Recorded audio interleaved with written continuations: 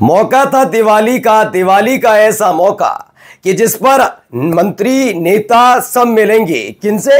बिहार की जनता से। कहेंगे देखिए देखिए हमने कितना सुलभ कार्य किया है। दिवाली आप खुशी से मना रहे हैं और इतनी खुशी से मना रहे हैं कि जो दिल्ली में बैठे हैं राजा साहब, जिन्होंने आप पर कभी भारी भरकम जीएसटी लगाया था, उनकी कृपा से, उनकी दया से कितने दयालु हैं वो कि जीएसटी कम हुआ। दिवाली में इस बार कोई तकलीफ तो नहीं, लेकिन ये क्या, बिहार में हर बार जब मैं वीडियो बनाने जाता हूं तब तक पता लगता है कि कई मंत्री विधायक सब खदेड़ दिए गए। जी हाँ, फिर एक और ताज़ा तस्वीरें लेकर आया हूं बिहार से। हालत बहुत खराब है। चाहता तो मैं भी यही हूं दोस्तों कि हर वीडियो में आपको कुछ नया ला कर दूं, कम से कम इस खबर से अलग। लेकिन क्या करें, ये तस्वीरें भी दिखानी जरूरी हैं। उपहार दिवाली का बीजेपी के नेता मंत्री और तो और इनके अपने कार्यकर्ताओं नेताओं को कैसे जनता दे रही है वो दिखाऊंगा। और दिखाऊंगा कहां ऐलान हो गया आरएसएस पर प्रतिबंध को लेकर, क्या कुछ कहा जा रहा है, क्या कुछ दावे हैं, तमाम चीजें दिखाऊंगा कि क्यों और कैसे अब आरएसएस की शाखाओं में सरकारी कर्मचारी किसी भी कीमत पर शिरकत नहीं करेंगे। नमस्कार, मैं हूं प्रज्वल गौतम और आप देख रहे हैं the live TV. The live TV, सच सबसे आगे। सबसे पहले ये देखिए खबर, ये खबर निकल कर आई है, ये देखिए।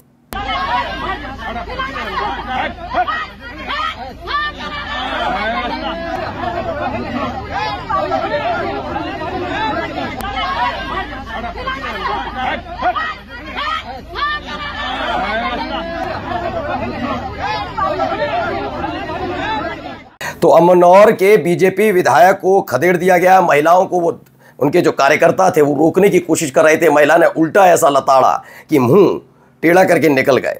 आइए अगली खबर देखिए, यहां पर भी क्या हालत है। खासकर महिलाओं ने इस बार मोर्चा खोला है। कहा जाता है कि नीतीश कुमार के साथ कई सर्वे आए जिसमें दावा कर दिया महिलाओं की पहली पसंद नीतीश कुमार के नाम पर ये वो। यहां क्या हो रहा है, एक और बीजेपी के विधायक खदेड़े गए।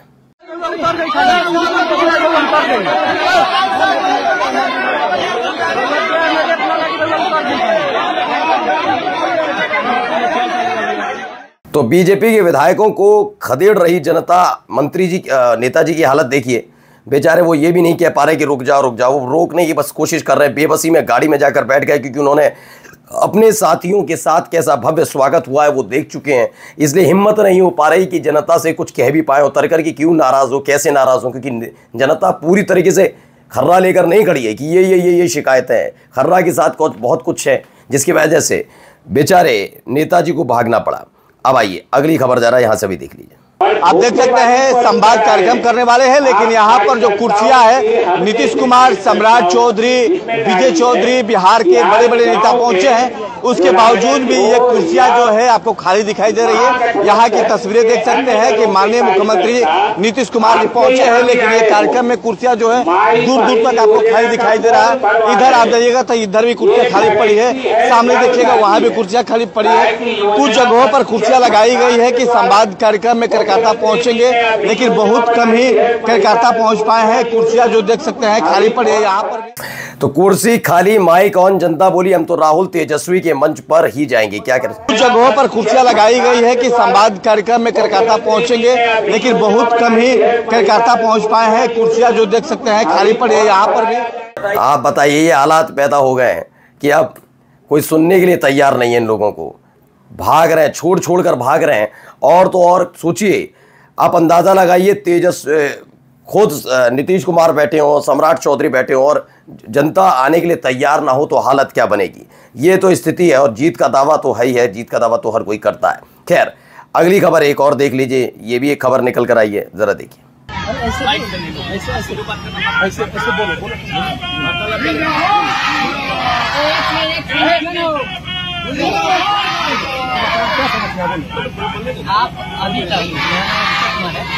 आप अभी तक हमारे बच्चे लोग के लिए, हम लोग के लिए क्या किए हैं और क्या करने वाले, बस एक क्वेश्चन मेरा ये, अब क्या किए हैं और क्या करने। पंचायत में हाई स्कूल भी हो गया, पंचायत में हाई स्कूल पढ़िए वहाँ पे, अभी आप लोग पढ़ाई। पंचायत में हाई स्कूल हो गया, बोर्ड नहीं है, चटाई जाने के लिए रोड बना रहे हैं भाई। देखिए अंकल, आप 15 साल से ये ऐसे मत बोलो, बॉडी लैंग्वेज अच्छा हम सब नहीं जानते हैं, हमारे पास सारा चीज इलाज है। छोड़ो ना, बोलो तुम। सुनिए ना, आओ नीचे, चलो आओ नीचे, तो चकाई विधानसभा क्षेत्र के विधायक हैं, सहमंत्री हैं सुमित कुमार सिंह। तो सुमित कुमार सिंह वहां पर पहुंचे थे। लोगों ने, वहाँ जो लड़का खड़ा था उसने बहुत सारे सवाल पूछ दिए। सवाल ऐसे कि कुछ लोग रोकने लगे, कोई भैया विधायक जी का अपना रौला है, मंत्री हैं, तो ऐसे में ऐसे सवाल मत पूछो, ऐसे सवाल मत पूछो। मंत्री जी ये समझ गए कैमरा ऑन है और अगर ये किया गया तो हालत खराब हो जाएगी, तो कहने लगे नहीं नहीं हम तो साथ जवाब देंगे, चलिए चलिए नीचे चलकर बात करते हैं। अब आ जाइए जरा दूसरी तस्वीर पर, ये भी एक तस्वीर है।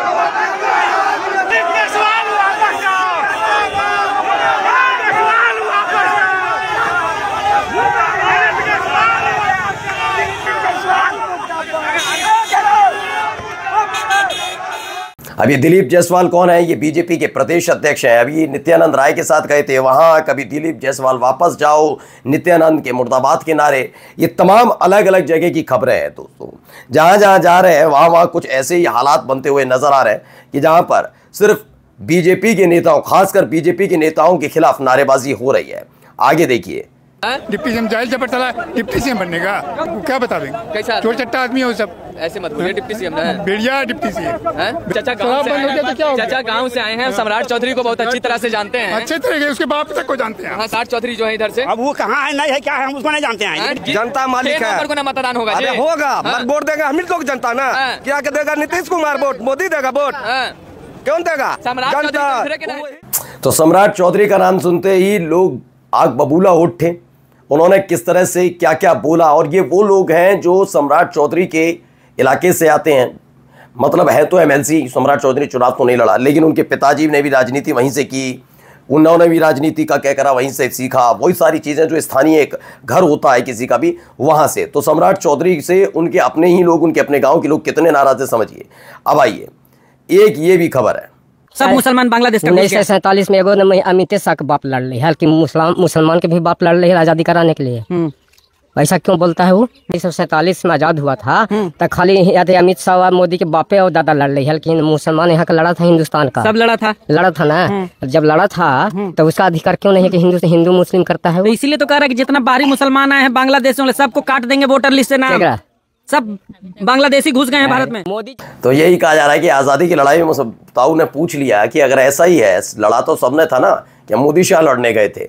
देखिए, जो आप जितना फैलाएंगे रायता, वो रायता आप ही के ऊपर आएगा। एक लुटेंस मीडिया की खबर है, इन सबके बीच सरकारी कर्मचारी आरएसएस के कार्यक्रम में शामिल नहीं हो सकते।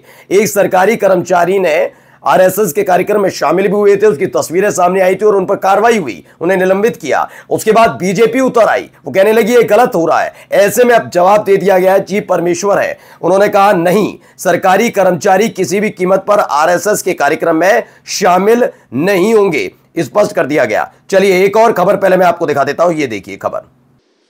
आप इस मंच से ये घोषणा करते हैं कि आने वाले 10 सालों में बिहार में ये स्थिति हो जाएगी कि मजदूरों का निर्यातक प्रदेश नहीं रह जाएगा। देखिए, इसको अलग स्वरूप से लेना चाहिए।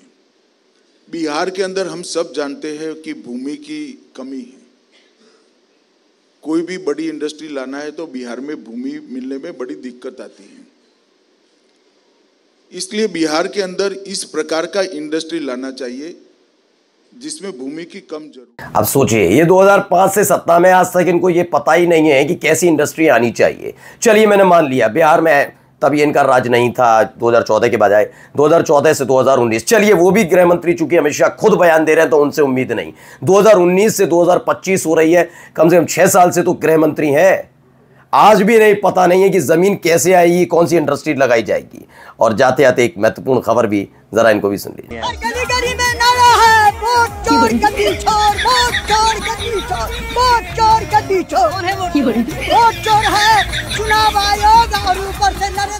लोगों में नाराजगी है भाई, पहचानिए इस नाराजगी को। मैं फिर कहता हूं, आप बात समझिए। 2014 में ऐसी ही नाराजगी कांग्रेस के खिलाफ थी, कांग्रेस ने उसे पचाया भी, ठीक है, लेकिन ये पचा नहीं पाते। नमस्कार।